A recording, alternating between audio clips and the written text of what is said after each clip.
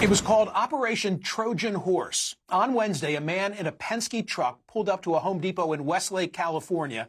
Day laborers hang out there. He was offering work. As they gathered near the truck, several Border Patrol agents jumped out. The workers scattered. 16 were arrested. Many city leaders from Mayor Karen Bass on down, as well as advocates for immigrants, were indignant. They thought such sweeps had ended due to a July 11 temporary restraining order from the U.S. District Court. It banned indiscriminate immigration stops and arrests on Fourth Amendment grounds. The order had been upheld earlier this week by the Ninth Circuit Court of Appeals. Local authorities were wondering what legal steps to take next, but as far as the feds were concerned, the raid was successful. They were enforcing federal law and would continue to do so. Not that they didn't care about the TRO. On Thursday, the Trump White House petitioned the Supreme Court, asking them to lift the ban on roving patrols. And before I forget to mention this, Penske Truck Rental made clear that they did not authorize their vehicle to be used in such a way. It looks like the Trump administration is involved in yet another legal standoff. Joining us now is Gregory Bovino, Chief Patrol Agent El Centro Sector at the U.S. Customs and Border Protection. Chief, thank you for being here. This is not the first time that this particular Home Depot has been the focus of an enforcement action. What is it that is going on at Home Depots generally from your perspective? Sure. Well, good morning, Michael, and thanks for having me. Or any other location here in Los Angeles, what we're looking at is targeted enforcement efforts against known violators of Title VIII. Title VIII are our immigration statutes, our immigration laws. So when individuals violate Title VIII, especially those individuals that may have criminal histories, significant criminal histories, prior deports, or things like that, we're going to go after those folks. And it doesn't matter if it's at a Home Depot or anywhere else, we're going to go after those folks. And that's what we did at this particular location, as well as many other locations throughout Los Angeles. I read that TRO last night. It says that you're not allowed to rely on race, ethnicity, accent, location, or type of work. So what was the reasonable suspicion on which you were acting? Sure. Michael, what we look at here, again, as I said, prior criminal histories. And if we know that someone is an illegal alien, then that's not only reasonable suspicion, that is probable cause. So, which is actually a higher level than reasonable suspicion. So in looking at locations throughout Los Angeles, including that Home Depot, we understand, we knew that there were individuals that were in fact Title VIII violators. In fact, several of them at that Home Depot, and it was proven right during that raid.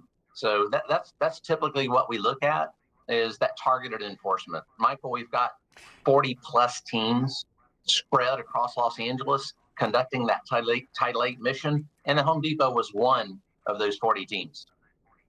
Chief, I want you to get rid of the rapists and the murderers and the assaulters. I'm not so sure what to do about, as I like to put it, the short order cook in New Jersey, in Jersey City maybe. It's like a hypothetical of mine. Peggy Noonan, not exactly a progressive. She was a speechwriter for Ronald Reagan. In the Wall Street Journal, she wrote within the last week the following. I'm going to read it aloud to you.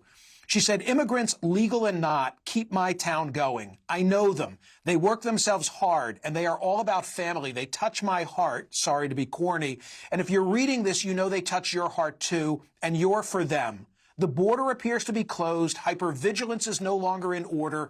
It's past time to show a filial connection and appreciation. Stop picking on them. Cease and desist. Get the bad guys, not the good guys. The American people won't support these raids. It's wicked to remove a man or woman from an honest job, and we aren't a wicked people. She was talking about workplace enforcement. I think the enforcement actions at Home Depots comes under the same umbrella. What do you say to that mindset, that argument? Sure. Michael, I think that, again, that's wishful thinking at its very worst. When we look at some of the heinous criminals that we've apprehended at Home Depots throughout California, I think it becomes evident that we have a problem in this country that stems from that 4 plus years, unmitigated migration of illegal aliens across that border. folks that were unvetted. We don't know who these individuals are, but one thing we do know is that they're walking our streets with impunity. Michael, there was an individual that was apprehended here just a few weeks ago in front of a Home Depot who was a child rapist. Would Miss Noonan like that individual to come into her house, perhaps with her grandchildren, if she has any, no, and, of course and paint, not. and paint Of a wall? course not. So absolutely. No. So we're going after those individuals. And let me finish here. Is one of the things that we're now finding, Michael, is 30 to 40% of the illegal aliens that we apprehend in these larger operations like you saw at Home Depot have significant criminal and or immigration histories. That's 30 to 40%. And Michael, when I joined the Border Patrol 3 decades ago, that figure was generally around 5%. We apprehended a large group, maybe 5% would have significant criminal histories. Okay, but let me respond to that. Let me respond to that, because I want to address that, and then you can have the final word, I promise. So if 30 to 40% have a serious rap sheet, then the remaining 60 or 70% don't. So I'm most concerned about the person. I'm not excusing it. I just think that we need to be practical. I'm worried about, yes, the person who came here without playing by the rules. They overstayed a visa, but have since proven to be a solid individual. They work, they have a family, they pay taxes, and they haven't broken any other laws. What are we going to do about that case? Because I don't want to catch them all under that one big net. You get the final word. Sure, Michael, thank you. I enforce federal immigration law, and one of the things that we don't talk about here are, what about mom and pop America that are put out of business because of people that they may be hard workers, but that doesn't negate the law. Hard work does not negate the law. If you rob a bank and you're a hard worker, does that make it okay to rob a bank?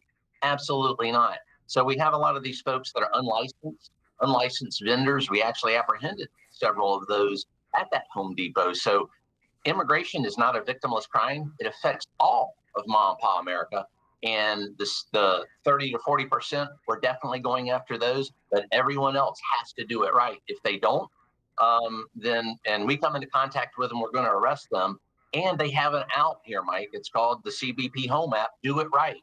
We'll pay you $1,000 and a free plane ticket. Fly home. Do it right. That's all we're asking here. Right. And I looked at that, too, but there's no assurance as to how and when and in what circumstances you're going to get to come back. I promised you would be the final word. I don't want to violate that. Chief, come back on a different occasion, because I really want to continue this conversation, and I thank you for being here. Hey, Catherine, can you put up that image of the guys in the back of the Penske truck, if you have that handy? And I hear the Chief's point. The Chief's point is like there it is. We go to the Home Depot and we pop out of the back of the Penske truck. And if you don't know, everybody at home, Home Depots in many parts of the country, I know this from radio listeners, have become gathering places where day laborers go and people show up and they want to hire them, to do odd jobs and work and so forth. So if that net is capturing the 30% who's got a serious rap sheet, okay, I'm concerned about, what about the person who's also getting caught in that dragnet, who doesn't have any rap sheet other than the original sin? We need a pathway to citizenship, or at least to a green card that allows some of these folks to stay here and work and be good citizens.